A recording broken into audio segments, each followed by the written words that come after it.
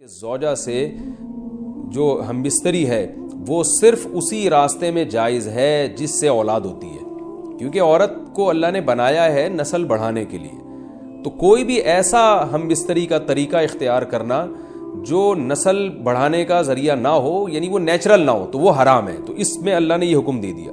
تو اس سے صاف یعنی حدیث سے بھی پتہ چلتا ہے، اور تمام فقہاء کا اجماع بھی ہے اس آیت کی روشنی میں کہ مسئلہ تھوڑا حیا کے خلاف ہے، لیکن میرا خیال ہے بتانا ضروری ہے کہ پچھلے راستے سے عورت سے ہم بستری کرنا بالکل حرام ہے، ناجائز ہے، اور نبی صلی اللہ علیہ وسلم کی اس پہ بہت شدید لعنت ہے، بہت شدید وعید ہے۔ تو یہ بالکل اللیگل ہے اسلام میں کہ عورت کے پچھلے راستے سے اس سے ہم بستری کی جائے۔ جو لوگ لڑکوں سے بدفعلی کے عادی ہوتے ہیں ان کو یہ ایک چسکا لگ جاتا ہے، تو یہ حرام ہے، ناجائز ہے، کیونکہ اللہ نے بتا دیا کہ یہ تمہارے لیے بمنزلہ کھیت۔ مفتی طارق مسعود کے بیانات کے لیے طارق مسعود آفیشیل کو سبسکرائب کریں۔ طارق مسعود آفیشیل۔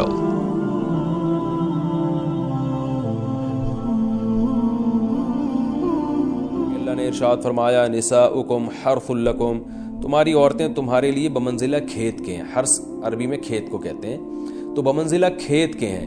جیسے بیج ڈالا جاتا ہے کھیت میں اور اس سے پیداوار بڑھتی ہے، تو عورت کی جو ایک حیثیت ہے، نیچر نے جو اس کی ایک حیثیت متعین کی ہے، وہ بھی ایک نسل بڑھانے کا ذریعہ ہے، جس میں مرد کا جو اسپم ہے وہ بطور بیج کے ہے، اور جو اولاد ہے وہ ایک پیداوار کی طرح ہے۔ تو اللہ نے یہ یاد رکھیں، اس آیت کو بہت سارے غیر مسلموں نے عورت کے خلاف بہت نیگیٹیوٹی پھیلائی ہے کہ دیکھو اسلام عورت کی توہین کرتا ہے، اس کو کھیتی سے تعبیر کرتا ہے۔ تو کچھ لفظ کسی اور زبان میں جب وہ جاتے ہیں تو وہ توہین کا معنی دیتے ہیں۔ عربی میں جو حرث کا معنی ہے یہ تعظیم کے لیے ہے، توہین کے لیے نہیں ہے۔ اردو میں جو کھیتی کا معنی ہے وہ توہین کے لیے استعمال ہوتا ہے۔ کھیتی یعنی جو پاؤں میں روندی ڈالنے والی، اور زمین جو ہے پاؤں میں گویا روندی، اس کو روندا جا رہا ہے۔ تو اس لیے اس کا اردو میں بالکل اسی طرح جو لوگ ترجمہ کر دیتے ہیں کہ عورتیں تمہاری کھیتیاں ہیں، تو یہ ترجمہ میرا خیال ہے اس لیے درست نہیں ہے کہ اردو میں اس کا مفہوم ہی چینج ہو جاتا ہے۔ یعنی گویا ایک عزت کے لیے جو لفظ اللہ نے استعمال کیا وہ ذلت کا ذریعہ بن جاتا ہے۔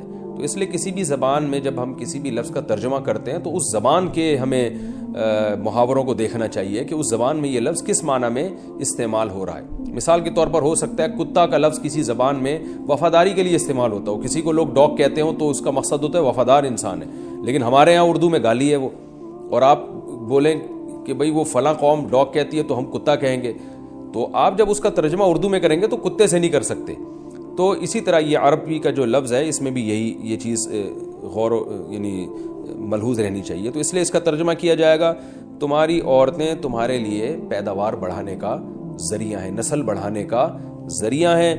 فاتوا حرثکم، تم اپنے اس نسل بڑھانے کے ذریعے کے پاس آؤ، انا شئتم، جیسے چاہو، وقدموا لانفسکم، اور اپنے نفسوں کے لیے آگے بھیجو، یعنی اولاد کی نیت سے آیا کرو زوجہ کے پاس، اور آخرت کے لیے انتظام کرو، یعنی اولاد پیدا کر کے جو تاکہ دنیا اور آخرت میں تمہارے لیے، فیوچر میں تمہارے لیے کام آئے، دنیا بھی داخل ہے آخرت بھی داخل ہے۔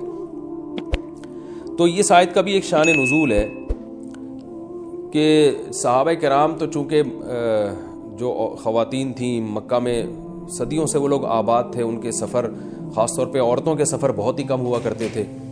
تو جب ہجرت ہوئی ہے اور جو ہے ہجرت کر کے بہت ساری صحابیات مدینہ آئی ہیں، تو مدینہ میں ان کے نکاح دوسری قوموں میں ہوئے، پھر انصار صحابہ سے بھی ہوئے۔ تو چونکہ تقویٰ تھا ان خواتین میں، للہیت تھی، تو بعض جگہ ایسے واقعات ہوئے کہ میاں بیوی کے جو آپس کا ریلیشن ہوتا ہے، ظاہر ہے وہ ہر قوم میں اور ہر جو ہے شخص کا مزاج دوسرے سے مختلف ہوتا ہے، تو بعض مردوں نے اس طرح سے اپنی زوجات کے ساتھ ہم بستری کی کہ ان خواتین کو پھر اشکال ہوا کہ پتہ نہیں اس طرح سے ہم بستری کرنا جائز بھی ہے یا نہیں ہے۔ تو انہوں نے نبی صلی اللہ علیہ وسلم سے یہ مسئلہ پوچھا کہ یا رسول اللہ، ہمارے شوہر ہمارے پاس اس طرح سے آتے ہیں تو کیا یہ جائز ہے یا نہیں؟